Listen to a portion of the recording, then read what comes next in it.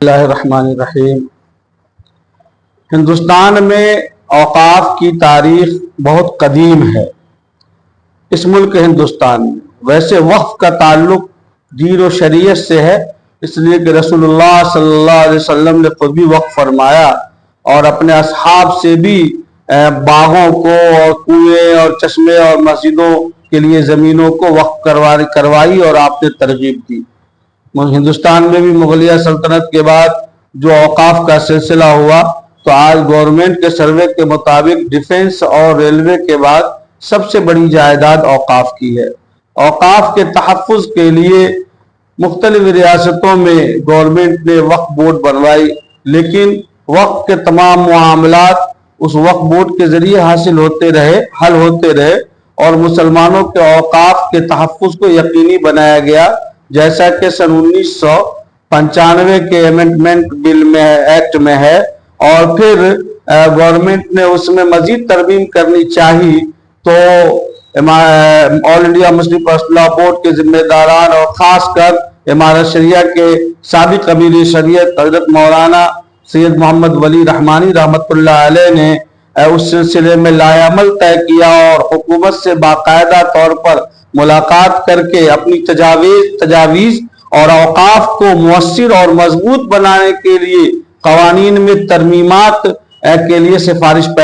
آپ نے کی۔ چنانچہ بہت ساری سفارشوں کو اس میں شامل کیا گیا، جس کی وجہ سے وقف کے تحفظ کو کسی حد تک مؤثر بنانے کی کوشش کی گئی، جیسا کہ 2013 کے امینڈمنٹ میں وہ چیز شامل ہے۔ حالیہ وقت میں موجودہ مرکزی سرکار نے جو اوقاف میں 44 ترمیمات کی تجویز پیش کی اور کیبنٹ سے منظور کرا کر اسے لوک سبھا میں پیش کیا منظوری کے لیے، جس کے بارے میں سب جان رہے ہیں کہ وہ بل ابھی JPC کے حوالے کر دیا گیا ہے، اس پر کمیٹی بھی بن گئی ہے اور ہمیں لگتا ہے کہ پھر اس کو پیش کرنے کی سرکار مضبوطی سے کوشش کر رہی ہے۔ ہمارا کہنا یہ ہے کہ اوقاف کی جائیداد اس کا تعلق مسلمانوں کے دین و شریعت سے ہے، اور جیسے نماز روزہ عبادات میں سے ہیں، عبادت خالص ہیں، ویسے ہی وقت کی چیز بھی، وقت کا معاملہ بھی اسی عبادات اور دیانات سے متعلق ہے۔ اب جو ترمیم اس میں کی جا رہی ہے، مثال کے طور پر زبانی وقت کو ختم کرنا، یہ خالص دینی اور شرعی معاملہ ہے، اور اس کو یہ کہنا کہ صاحب رجسٹرڈ کرانا ہوگا تب وقت معتبر ہوگا،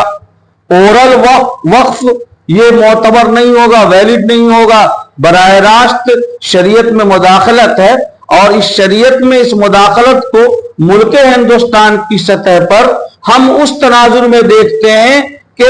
آئین میں دیے گئے دفعات میں جو مذہبی اختیارات حاصل ہیں مسلمانوں کو، یہ اس کو بھی نقصان پہنچانے والا معاملہ ہے۔ وقف کرنے کے لیے مسلمان ہونا، اور وہ بھی جو 5 سال سے مسلمان ہو اور اسلام کا پابند ہو، موجودہ ترمیم میں اس طرح کی ترمیم کرنا، یہ تو خالص فرقہ پرستی کی اس سے بو آتی ہے۔ کیا کوئی غیر مسلم کسی کے لیے وقف کیوں نہیں کر سکتا؟ آپ دیکھ لیں تاریخ اٹھا کر، تو غیر مسلموں نے بھی جہاں مناسب سمجھا ہے مسلمانوں کے لیے، وہ زمیندار تھے، ان کا رجواڑہ تھا تو انہوں نے وقف کیا۔ یہ کہنا کہ مسلمان ہی کر سکتے ہیں، غیر مسلم نہیں کر سکتا ہے، ظاہر ہے کہ یہ مذہبی نفرت کو ہوا دینے والا ترمیم ہوگا۔ پھر یہ کہنا کہ 5 سال سے وہ مسلمان ہو، اور مزید اس پہ یہ کہنا کہ وہ اسلام کا پابند ہوگا تبھی اس کا وقف مانا جائے گا، بالکل صحیح نہیں ہے، بلکہ اس کے وقف کو معتبر مانا جانا چاہیے۔ 1995 کے ترمیم میں ایسی کوئی بات نہیں ہے۔ اسی طرح سے اوقاف کی کمیٹیوں میں اور بورڈ میں، سینٹر میں بھی اور ریاست میں بھی، صوبائی سطح پر بھی 2 غیر مسلموں کے ممبر ہونے کو لازم قرار دینا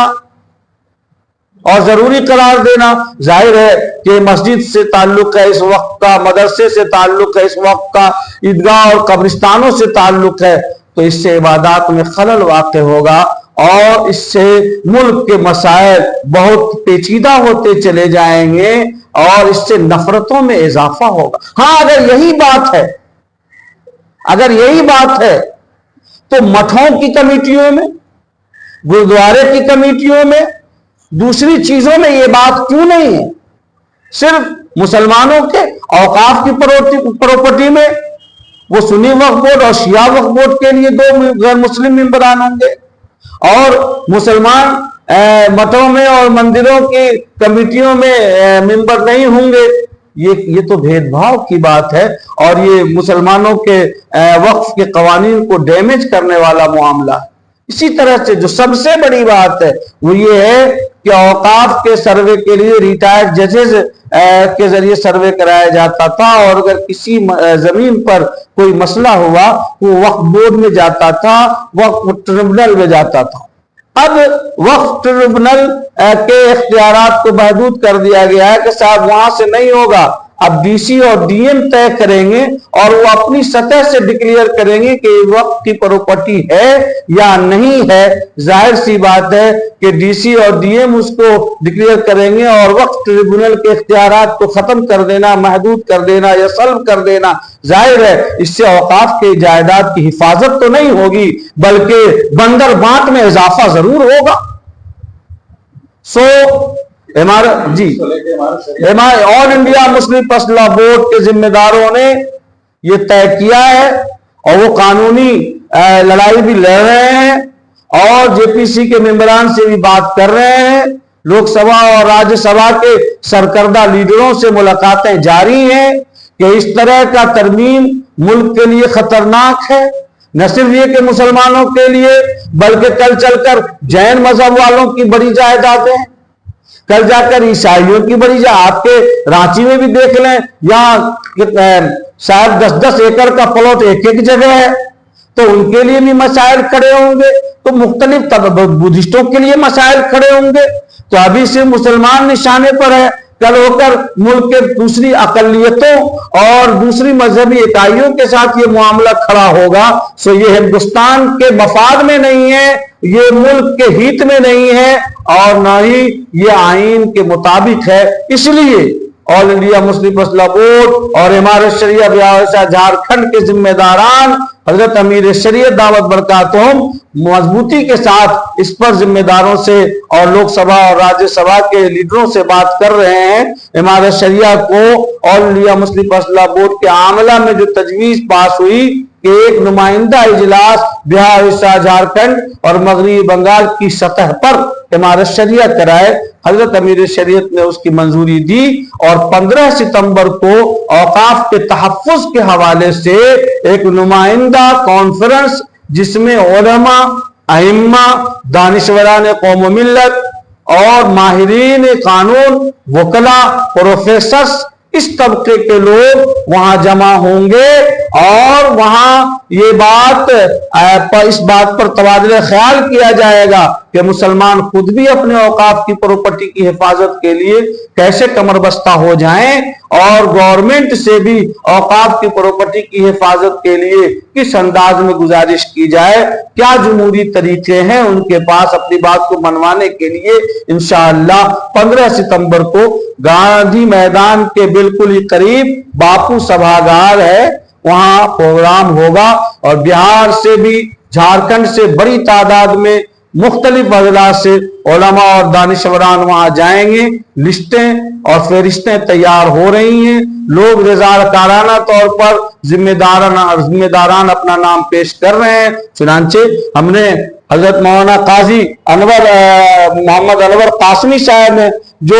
شہر رانچی کے قاضی شریعت ہے اور مشہور عالم دین ہے، اور یہ ہمارے دائیں طرف شہر آن جمشید پور کے قاضی شریعت جناب مولانا سعود عالم قاسمی صاحب ہیں، جن کو تقریباً 28 سالوں کا کار قضا کا تجربہ ہے. یہ قاضی صاحب ہمارے ہیں مولانا قاضی انور صاحب 25 سالوں سے کار قضا کا تجربہ ہے. مشترکہ طور پر دھنباد کے قاضی شریعت کو آنا تھا لیکن کسی عذر کی وجہ سے نہیں آ سکے. یہ سینئر قضات ہیں اور متفقہ طور پر ہم لوگ یہ اپیل کرتے ہیں پورے جھارکھنڈ کے خاص طور پر علماء سے، ائمہ سے، ماہرین قانون سے، وکلا سے اور ذمہ داران سے کہ وہ اپنی مذہبی ذمہ داری سمجھ کر، ملی اور ملکی ذمہ داری سمجھ کر قانون وقف کے تحفظ کے لیے 15 ستمبر کے وقت کو فارغ کریں اور وہ یہاں سے پٹنہ کا سفر کریں، جس میں آل انڈیا مسلم فیصلہ بورڈ کے ذمہ داران اور مختلف تنظیموں کے ذمہ داران، جمعیت علماء، جماعت اسلامی، جماعت اہل حدیث کے چوٹی کے ذمہ داران شریک ہو رہے ہیں، تشریف لا رہے ہیں۔ امارت شریعہ بہار اڑیسہ جھارکھنڈ پوری مضبوطی سے مہمانوں کی ضیافت کے لیے اور آنے والے تمام مہمانوں کے استقبال کے لیے اور اس کانفرنس کے تمام تیاروں کے لیے کمر بستہ ہے، اور انشاءاللہ یقین ہے اللہ کی ذات سے کہ وقف کے تحفظ کے سلسلے میں امارت شریعہ بہار اڑیسہ جھارکھنڈ کی طرف سے منعقد کیے جانے والا یہ اجلاس پورے ملک کے لیے اور تحفظ وقف کے لیے انشاءاللہ سنگ میل ثابت ہوگا، اور اس کے دور رس نتائج بھی برآمد ہوں گے انشاءاللہ۔